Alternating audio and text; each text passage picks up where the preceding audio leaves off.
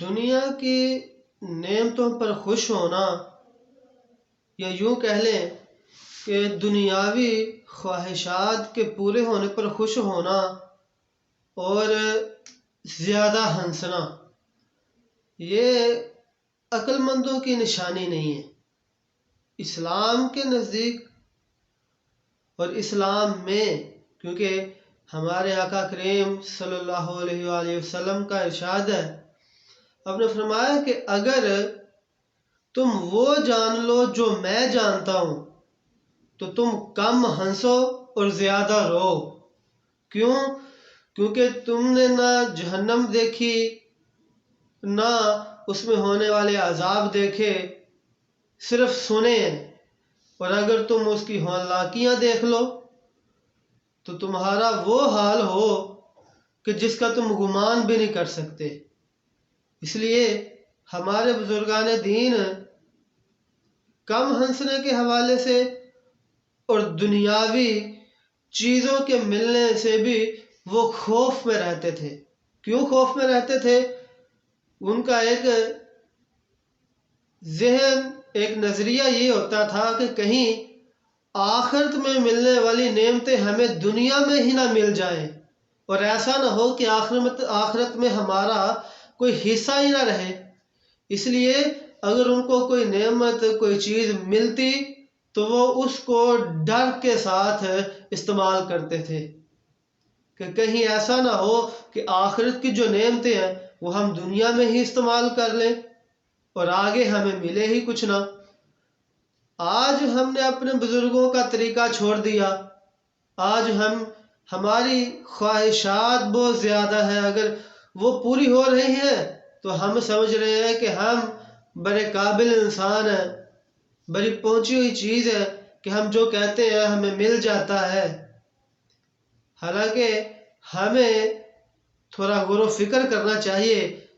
اگر ہماری کوئی خواہشات پوری ہو رہی ہیں تو اس پر بھی ہمیں اپنے بزرگوں کی تعلیمات سے کچھ سیکھنا چاہیے کہ اگر خواہشات پوری ہوئیں تو اس کا کیا جو ہے وہ انجام ہوگا، اور اگر نہیں ہو رہی تو اس کے بارے میں، صبر کرنے کے بارے میں کیا حکمت عملی ہے۔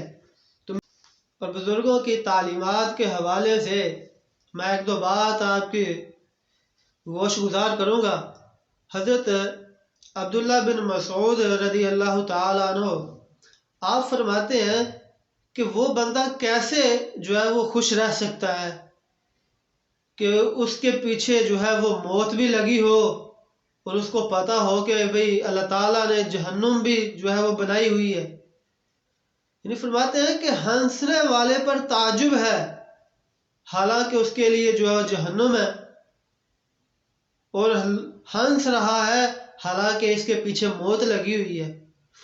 آج اگر ہمارے ساتھ ایسا کوئی معاملہ ہو جائے کہ ہمیں کوئی بندہ دھمکی دے دے مارنے کی، تو ہمارے چہرے سے خوف کے آثار نہیں جاتے، یعنی ظاہر رہتے ہیں کہ بھئی پتہ چلے، ہر بندے کو پتہ چلتا ہے کہ بھئی اس کے چہرے پر جو ہے نا وہ غم کے آثار ہیں، خوف کے آثار ہیں، نظر آ رہے ہیں، اس کو لگتا ہے کوئی تکلیف ہے۔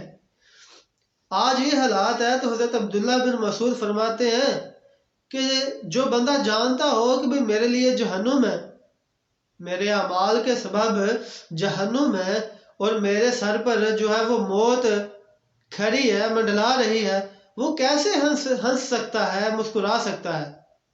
یعنی وہ اس قدر جو ہے وہ خوف زدہ رہتے تھے۔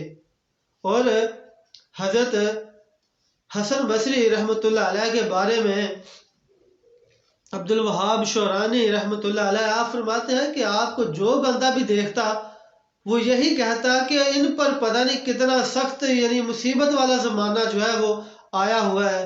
یعنی ان کا چہرہ دیکھ کر ان کے چہرے سے پتہ چلتا کہ بھئی کتنے خوف کے آثار جو ہے وہ ظاہر ہیں ان کے چہرے پر۔ اور حضرت فضیل بن عیاض رحمۃ اللہ علیہ فرماتے ہیں کہ بہت سے لوگ ہنس رہے ہیں حالانکہ ان کے جو کفن ہیں وہ بھی دکانوں پر آ چکے ہیں۔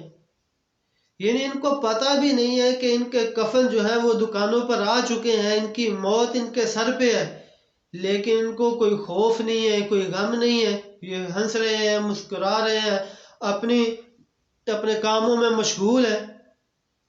تو یہ ہمارے بزرگان دین کی تعلیم تھی کہ وہ ہر وقت اللہ تعالیٰ کے خوف میں رہتے،